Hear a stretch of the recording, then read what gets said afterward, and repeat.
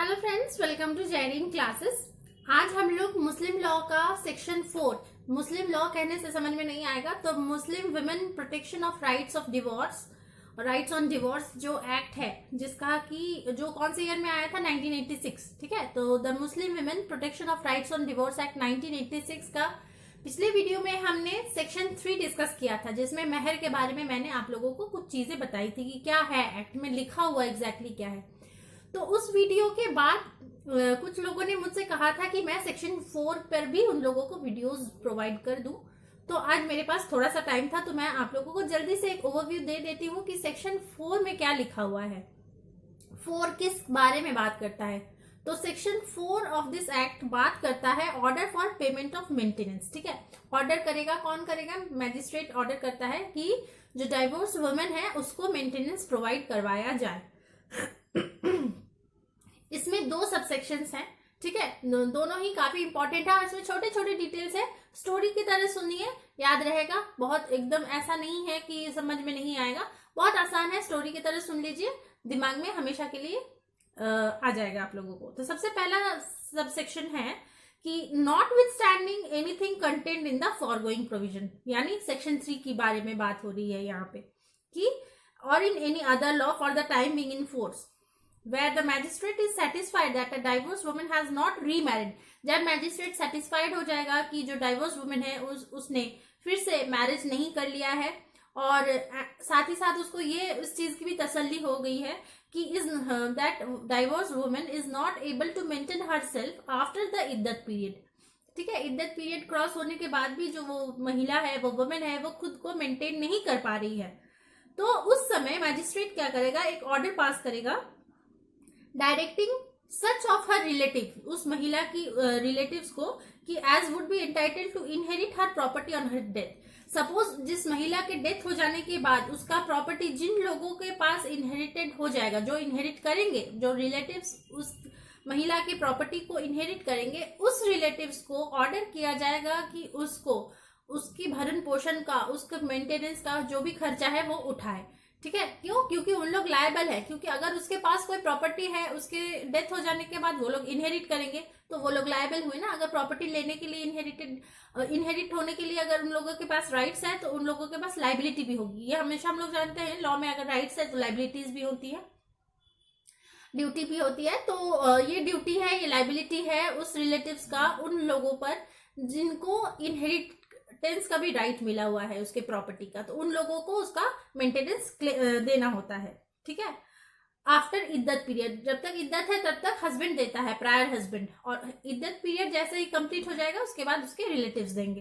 He may make an order directing such of her relatives as would be entitled to inherit her property on her death according to Muslim law, Muslim law के according, ठीक है। एक payment करेगा reasonable और fair maintenance to her as he may determine fit and proper, clear. Having regard to the needs of the divorce women, शादी के time पे वो जो स्टैंडर्ड ऑफ लिविंग में जी रही थी, जो भी सारी उसकी जरूरतों की चीजें हैं, वो सभी चीजें पूरी करनी होंगे उतनी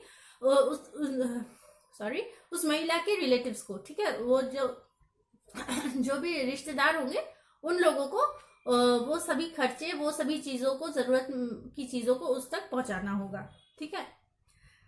Such maintenance shall be payable by such relatives in the proportions in which they would inherit her property। जो प्रोपोर्शन में इनहेरिट करेगा प्रॉपर्टी, उसी प्रोपोर्शन में भी वो जो मेंटेनेंस है देना होगा। सपोज किसी के पास 1/3 का राइट है तो वो मेंटेनेंस का खर्चा का 1/3 पोर्शन वो उठाएगा, क्लियर, समझ में आ गया, ठीक है। तो ये है सबसेक्शन 1 में लिखा हुआ। अब कुछ प्रोविजंस है सब सेक्शन 1 के बाद दो प्रोविजो है जो ध्यान में रखिए।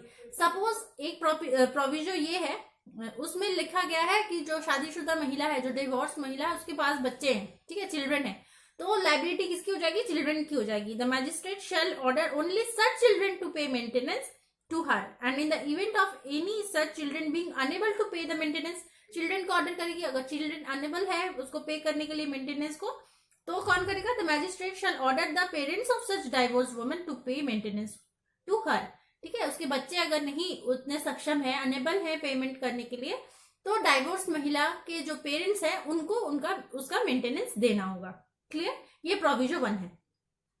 दूसरा प्रोविजो बात करता है कि provided further that if any of the parents is unable to pay, अगर पेरेंट्स भी अनेबल है, उतने समर्थ नहीं है कि वो उठा सके खर्चा, तो उस समय अगर मैजिस्ट्रेट को सब कुछ देखते हुए वो समझ में आता है कि हाँ सही में वो लोग सक्षम नहीं है, on the ground of his or her not having the means to pay the same, the magistrate may on proof of such inability, जैसे ही प्रूफ हो जाएगा इनेबिलिटी का, तो मैजिस्ट्रेट क्या करेगा, order that the share of such relatives in the maintenance ordered by him be paid by such of the other relatives as may appear to the magistrate to have the means of paying। जिसके उसके बाद अगर parents के पास भी उतनी सक्षमता नहीं है, वो लोग उतने सक्षम नहीं है कि वो पेमेंट कर सके, तो उसके बाद मैजिस्ट्रेट देखेगा कि रिलेटिव्स में कौन इतना सक्षम है जो उसका खर्चा उठा सके, तो मैजिस्ट्रेट उसी को ऑर्डर पास कर देगा और मेंटेनेंस उसी को देना पड़ेगा।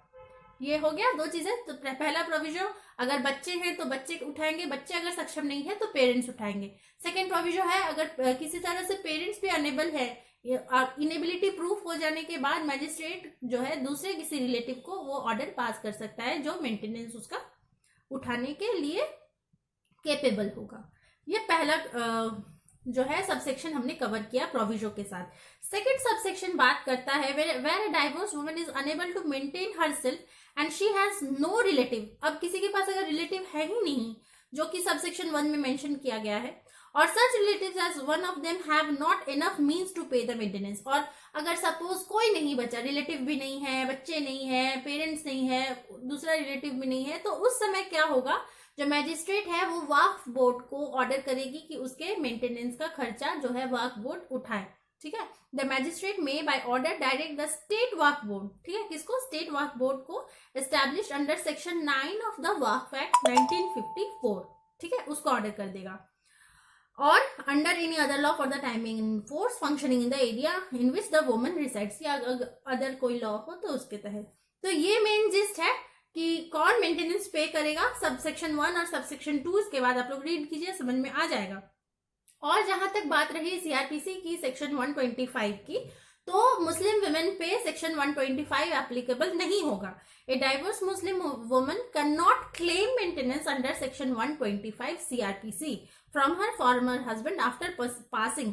जब से ये Muslim women protection of rights on divorce act 1986 आ गया है, तब से जो है सेक्शन 125 सीआरपीसी के तहत किसी मुस्लिम वुमेन के पास ये राइट नहीं है कि वो अपना क्लेम कर सके मेंटेनेंस को।